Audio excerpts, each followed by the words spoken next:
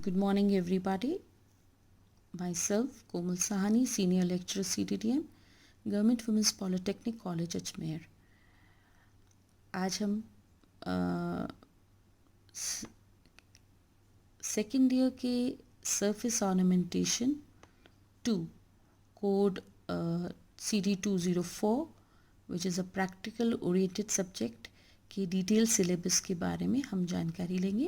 क्योंकि क्या होता है कि जब भी हम कोई भी सब्जेक्ट पढ़ेंगे उसके सिलेबस के बारे में हमें जान लेना बहुत ज़रूरी है. क्योंकि इससे हमें बहुत सारी जानकारी प्राप्त होती है कि हम सिलेबस में क्या क्या पढ़ने जा रहे हैं, और ये हर बच्चे को इससे गो थ्रू होना चाहिए. तो सबसे पहले हम सरफेस ऑर्नामेंटेशन की मैं आपको कोर्स डिस्क्रिप्शन के बारे में बताना चाहूँगी. सरफेस ऑर्नामेंटेशंस जैसा कि शब्द से ही तात्पर्य है किसी भी सरफेस को सजाने की एक प्रक्रिया है. तो ये एक ऐसा सब्जेक्ट है जिसमें हमने एम्ब्रॉयडरी को एज अ सरफेस ऑर्नामेंटेशन लिया है, और ये बिल्कुल प्रैक्टिकल ओरिएंटेड सब्जेक्ट है. और इसमें जो उसका जो कोर्स डिस्क्रिप्शन है वो मैं आपको बताना चाहती हूँ. तो which is embroidery, and embroidery is the handicraft of decorating the fabric or other materials with needle and thread of or yarn.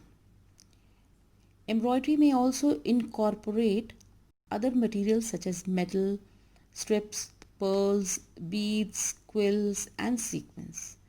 Embroidery is most often used on caps, hats, coats, blanket, dress shirts, denim, stockings, and golf shirts. Embroidery is available with a wide variety of thread or yarn colors. The basic techniques or stitches on surviving examples of the earliest embroidery are chain stitch, buttonhole or blanket stitch, running stitch, satin stitch, cross stitch remain the fundamental techniques of hand embroidery today. Origin. Embroidery has been dated to the Warring States period, 5th or 3rd century BC of ancient China. The process used to tailor, patch, mend, and reinforce cloth fostered the development of sewing techniques, and the decorative possibilities of sewing led to the art of embroidery. In a garment from migration period, Sweden, roughly 300 to 700 CE, the edges of the bands of trimmings are reinforced with running stitch, back stitch, stem stitch, tailor's buttonhole stitch, and whip stitching. But it is uncertain whether the work simply reinforced the seams or should be interpreted as decorative embroidery. The remarkable stability of basic embroidery stitches has been noted. It is a striking fact that in the development of embroidery, there are no changes of materials or techniques which can be felt or interpreted as advances from a primitive to a later, more refined stage. On the other hand, we often find in early works a technical accomplishment and high standards of craftsmanship rarely attained in later times. Surface ornamentation is a practical oriented subject, और इसके 3 periods per week आएंगे. And इसमें हम traditional and typical एम्ब्रॉयड्रीज़ को पढ़ेंगे, और किस से हम traditional and cultural aspects of our country and other countries and you all going to get the knowledge of the subject to how to create a new motifs and a new patterns, and it is a great importance in the field of fashion. अब हम आपको यहाँ पे brief knowledge मैं आपको उसकी detail contents के बारे में बताना चाहूँगी. तो इसमें ऑल टुगेदर हमारे पास हमारी 4 यूनिट्स हैं, और 4 यूनिट्स में हमारा जो फर्स्ट यूनिट है वो है ट्रेडिशनल इंडियन एम्ब्रॉयड्री। सो ट्रेडिशनल इंडियन एम्ब्रॉयड्री में हम लोग इंडिया के 7 स्टेट्स के परंपरागत एम्ब्रॉयड्रीज के बारे में जानकारी लेंगे।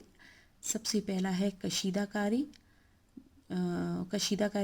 कशीदाकारी जो है कश्मीर की है और कितने प्रकार की होती है और कैसे की जाती है उसके बारे में जानकारी देंगे। अच्छा, साथ में जो प्रत्येक एम्ब्रॉयड्री है उसकी डिटेल नॉलेज यानी उसकी ब्रीफ थ्योरेटिकल नॉलेज भी दी जाएगी। लाइक कौन से मटेरियल्स यूज़ होते हैं और मटेरियल्स में फैब्रिक है, थ्रेड है, कौन सा मोटिव्स यूज़ होते हैं, पैटर्न्स कौन से यूज़ होते हैं और इसकी हिस्ट्री क्या है वो भी, उसके बारे में भी आपको विस्तारपूर्वक जानकारी दी जाएगी। इसमें जो फर्स्ट यूनिट है इसमें हमारे 7 टॉपिक्स थे। अब इसका जो दूसरा टॉपिक है वो है फुलकारी। फुलकारी है जो कि पंजाब की है। फूलकारी, कारी मीन्स कार्य एंड फूल मीन्स फूल, यानी जिसे हम गुलकारी या फुलकारी भी कहा जा सकता है, जो कि पंजाब से है।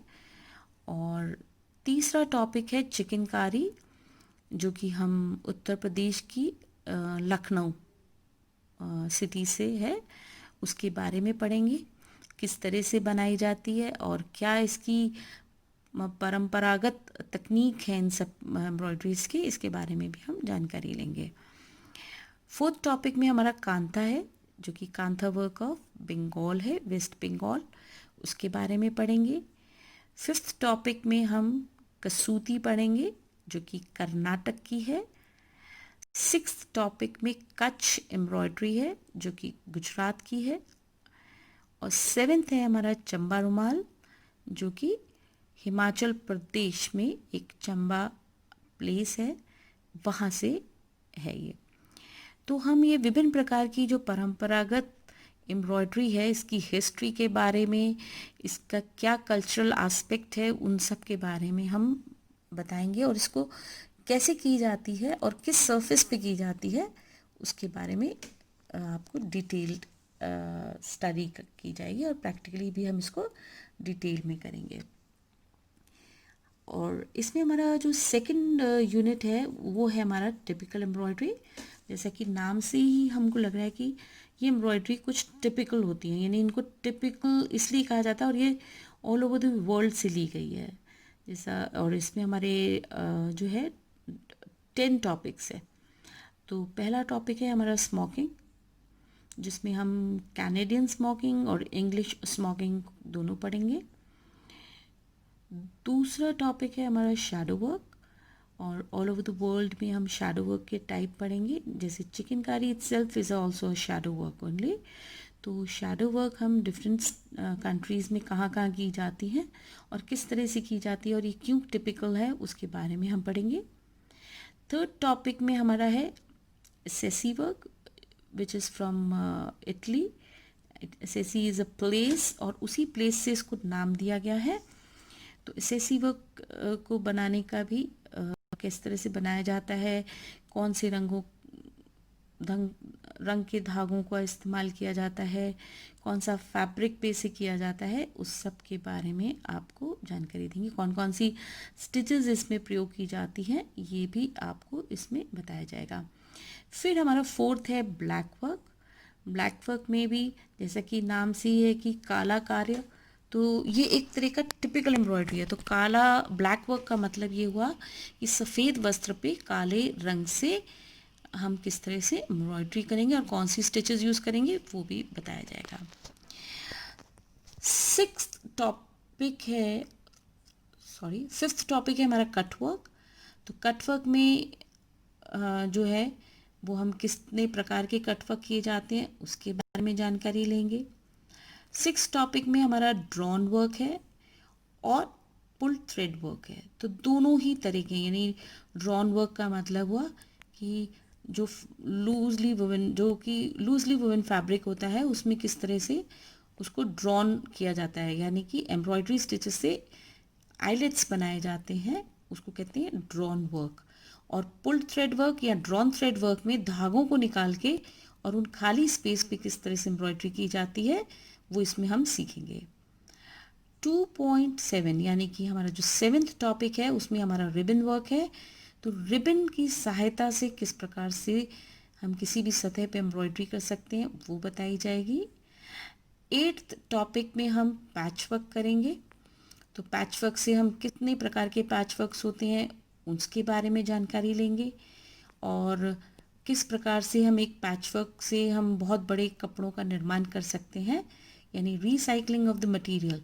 Patch work means the recycling of the material हम किस तरह से करते हैं वो पैच वर्क में हम सीखेंगे। 9th हमारा टॉपिक है एप्लीक वर्क। तो एप्लीक वर्क में हम क्या करेंगे कि किस तरह से फैब्रिक को, जब फैब्रिक की जो सरफेस है उसको डेकोरेट करते हैं तो दूसरे पीसेस ऑफ फैब्रिक से हम उसको डेकोरेट करते हैं।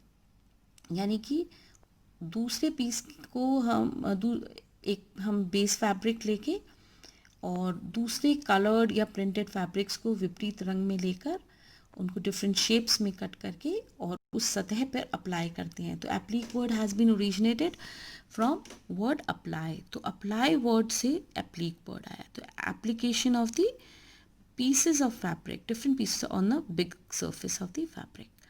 और 10th हमारा जो टॉपिक है विच इज़ जरदोजी वर्क।